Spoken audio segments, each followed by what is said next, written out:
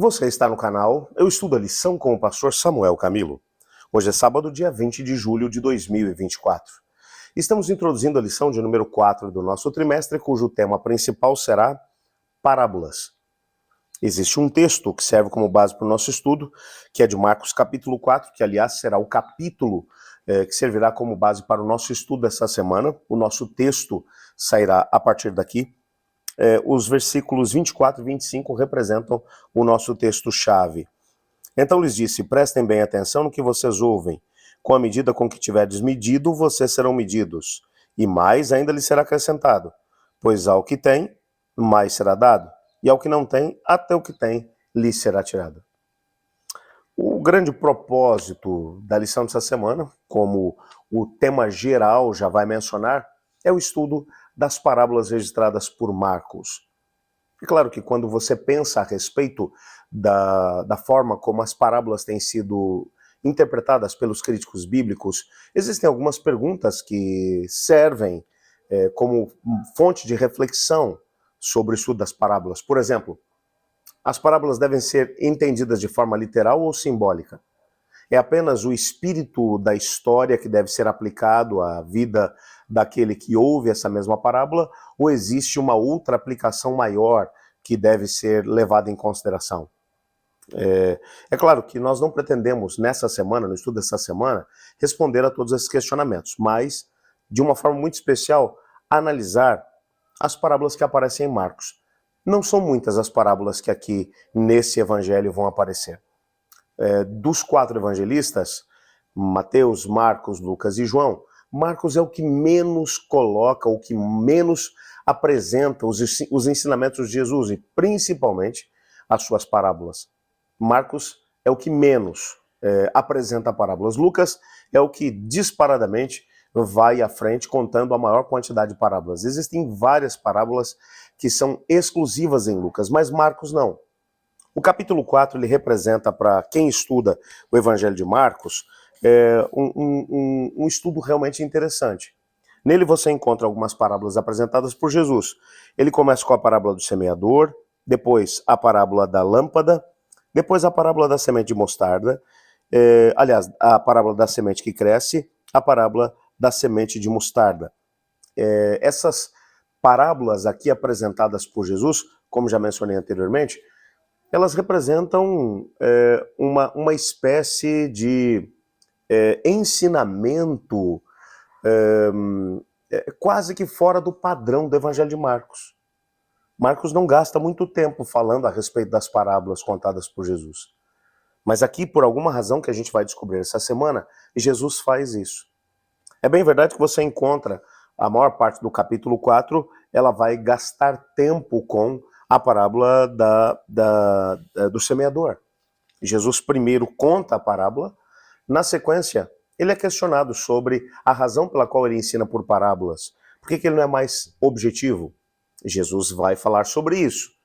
E depois, na sequência, Jesus vai explicar a parábola.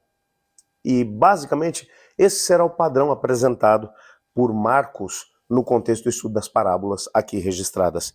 Mas quando falamos sobre parábolas no contexto do Evangelho de Marcos, nós precisamos nos lembrar que existe um tema-chave no Evangelho de Marcos, é a ideia do reino. As parábolas que são contadas, são apresentadas, todas elas precisam ser compreendidas à luz desse pano de fundo, o reino de Deus. É claro que alguns comentaristas bíblicos vão mencionar que provavelmente Marcos tinha em mente a ideia do reino de Deus apresentada no livro de Daniel. É tanto que existem várias expressões que são apresentadas ou que aparecem no contexto das parábolas que são extraídas diretamente do livro de Daniel. Portanto, é impossível entender essas parábolas sem entender também que Jesus tinha como principal objetivo mostrar como o reino de Deus se estabelece. Se você der uma olhada no próprio capítulo 2 de Daniel, quando ele vai mencionar os reinos desse mundo, no contexto do sonho de Nabucodonosor, ele vai mencionar a cabeça de ouro, que representa o reino da Babilônia, o peito e os braços de prata, que representa a coligação dos médios e dos persas, o quadril de bronze, que representa os gregos, as pernas de ferro, representando Roma, os pés de ferro e barro, representando a Roma dividida. e o Império Romano dividido, e depois ele vê uma pedra cortada sem auxílio de mãos que cai nos pés da estátua e esmiuça a estátua toda, e essa pedra enche toda a terra, e essa pedra representa o reino de Deus, que nunca, jamais se acabará. Jesus, com essas parábolas, está tentando mostrar como é que o reino de Deus chega na vida do indivíduo, como é que o reino de Deus se estabelece na vida da pessoa. É exatamente por isso que é tão importante analisarmos as parábolas aqui contidas no capítulo 4 sob essa perspectiva.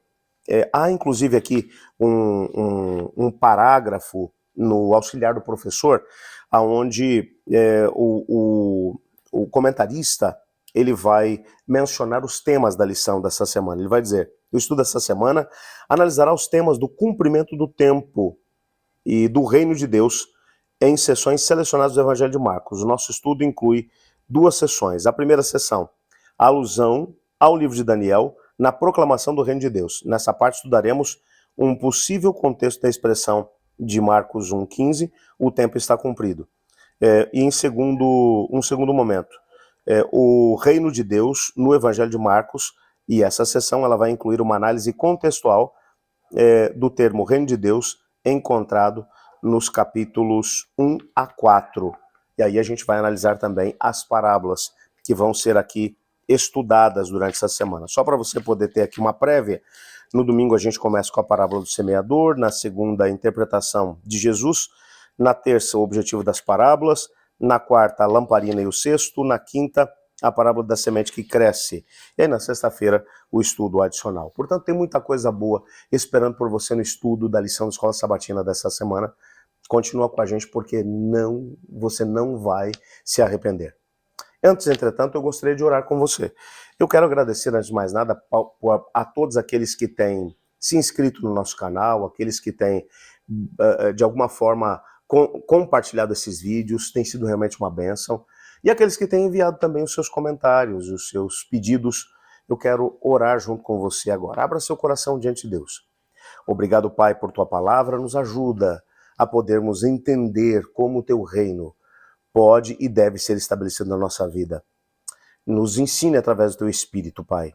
Mas colocamos também diante do Senhor cada pedido enviado para cá, para a nossa comunidade de oração. Pedimos que o Senhor possa responder de acordo com a tua vontade, pois é em nome de Jesus que oramos. Amém. Eu estudo a lição, e você?